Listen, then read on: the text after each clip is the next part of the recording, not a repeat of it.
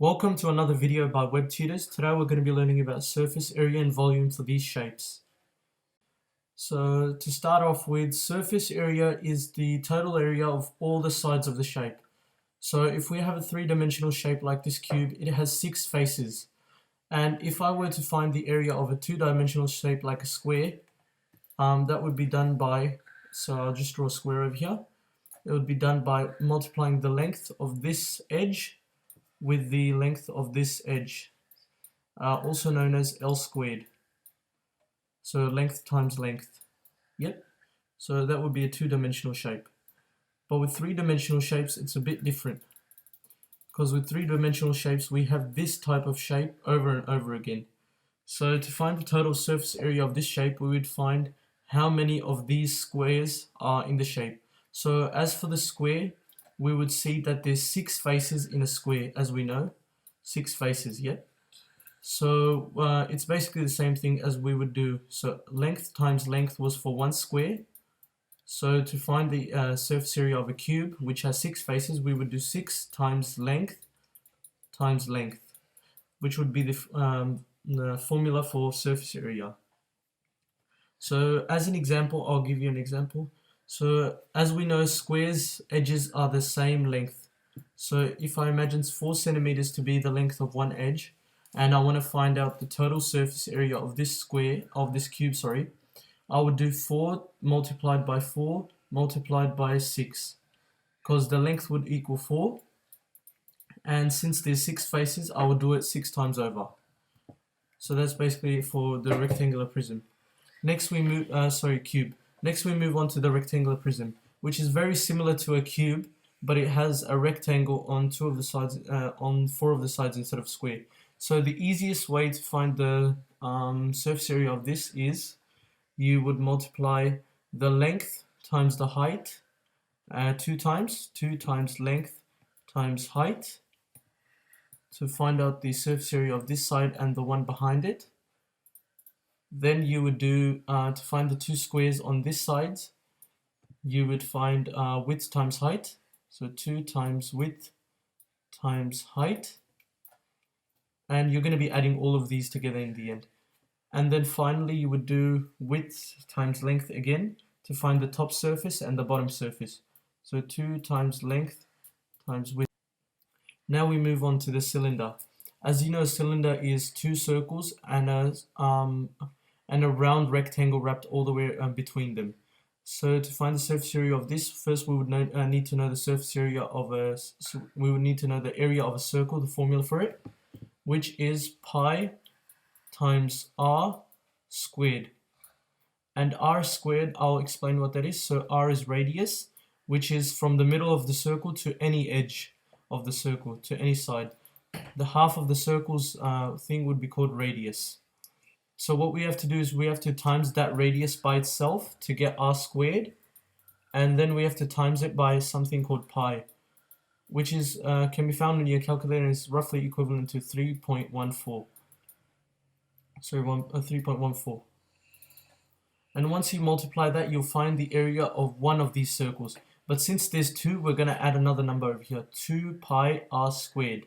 That's going to be for the 2 circles. And then plus, now we also need to find the area of this rectangle that's in between them. So the formula for that one is 2 times pi times r times h.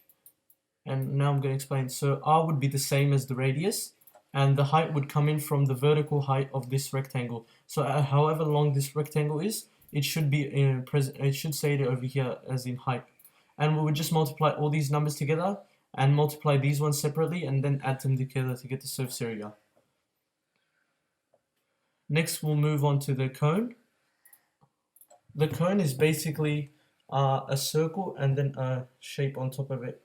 And to get the surface area of a cone, it's pi r squared plus pi rl. And I'll write that for you right now. Just give me 1 second.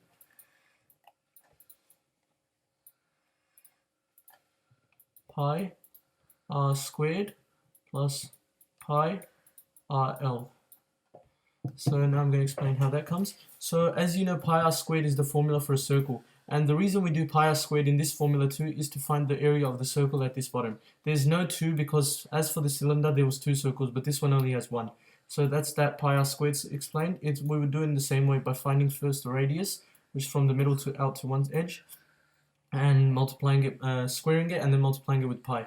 As for this pi times r times l, this is a bit different.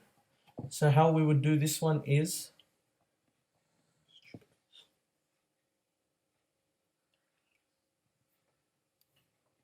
we would first find the slant height of a cone. And this is probably going to be given, but if it's not, we can easily find that by using Pythagoras theorem. So I'll just draw a triangle over here. And as we know, Pythagoras theorem is a squared plus b squared equals to c squared. That basically just means that, imagine c squared is the longest edge, which would always be the slanted one, the one we're trying to find, which is also called L in our case. And a squared and b squared are basically any of these edges, a and b, or b and a. So if the L was not given, which in our case can be, let's imagine it's already given as 2, then great, we can just use this formula. But if it's not given, then what we can do is, if we they'll probably be given a and b. So imagine a is 4 and b is 5. We can easily use this to find the L, or c squared in our case. So what we would do for this formula is 4 squared, which is also our a squared, plus 5 squared, which is also our b squared, and then equal to L squared, which is L or c squared, which is also known as our answer which we're looking for. So this would be 4 squared is 16, 16 plus 25, that's 41. And since this is going to be 40, and since this equals, c squared is equal to 41, a simple way to change it into c, or L for our case, is just to take the square root. So in our case, our L would be square root 41. Now that we know our L, we can easily use this formula. So pi, and I'll say radius is, let's just give it 2. So we can just use this formula now. Pi times 2 squared, which would be 4 pi, plus, and as we know our radius was surd 41. So pi times radius, which is 2, so 2 pi times surd 41. And once we add these, once we do these two calculations separately and add them, we'll get our answer for the total surface area of the cone. Now we move on to the final one, which is the rectangular base pyramid, and this is also relatively easy. So now for this one. A rectangular base pyramid, if you break it up, it's basically a square base on the bottom and 4 triangles on the sides. So an easy way to remember how to do the surface area for this one is you find the area of a square and you add it with the area of 4 times the area of a triangle. So square plus 4 triangles. So if I imagine the base is going to be 5 and 5, and the height of this one is going to be 3. Yep. So A is going to be 3, which is, if you know from the formula of finding the area for a triangle, it's half times base times height.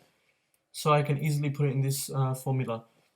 So I can do 5 times 5, which is square, L squared, which is 25. And then in that I can add the area of 4 triangles. So one triangle would be 5 times 3 times half, because half times base times height, which is going to equals 15 divided by 2, 7.5. And now if I just multiply that by 4 to find 4 triangles, I would get 30. So the final surface area is going to be 55. And that's how you find the surface area of these shapes. Just to review, a cube surface area is 6 times the area of one of the squares on its sides, because there's 6 sides. A rectangle is 2 times length times height plus 2 times width times height plus 2 times length times width. So you basically get all of them and multiply them with each other and 2 and add them together. For a cylinder, you have to add the area of 2 of these circles and the rectangle in between. which means 2 pi r squared plus 2 pi rh. 2 pi rh. Next would come the cone, which is pi r squared plus pi times r times the slant height, which is this sideways thing. And then the square base pyramid, which is basically a square and 4 triangles on the sides, and you would add those areas together. Now we move on to volume.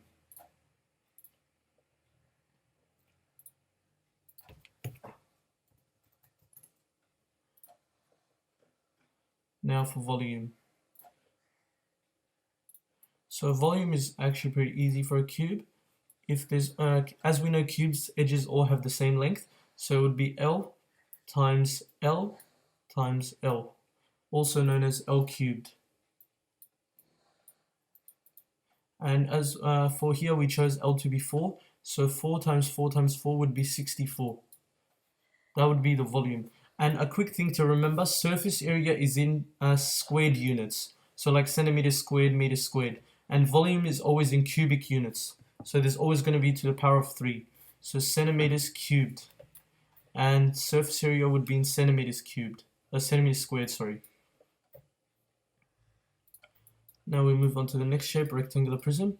This one is also very similar to cube. We do length times width times height. So I would imagine 4, 3, and 2. So 4 times 3 is 12, times 2 is 24. So our answer would be 24 and units cubed. And I'll just say these are all meters. So if these were all meters, it would be 24 meters cubed. That would be our answer. Next one would be the cylinder. It's also very similar. As we can see, a cylinder is basically a circle that's been drawn out. So if we find the area of a circle and we multiply it by the height, it's basically like so many circles stacked up that it makes a cylinder. So a way to find the volume for it would be pi times r times squared, which pi r squared, which was the formula for a circle, and then we just multiply it by the height to find like if all the circles were stacked up to make a cylinder. Next would be a cone, and for a cone it's pi r squared for the circle times the height, and then you divide it by 3.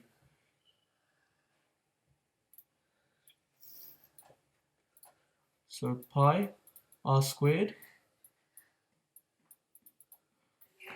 times height, and just to be clear, this is not going to be the slant height that we used before. It's actually going to be our b, which was the vertical height in our case. So pi r squared times height, and then we divide this whole thing by 3 to get the volume of a cone. And now we move on to our final shape, which is a square-based pyramid. And it's actually very simple for this too.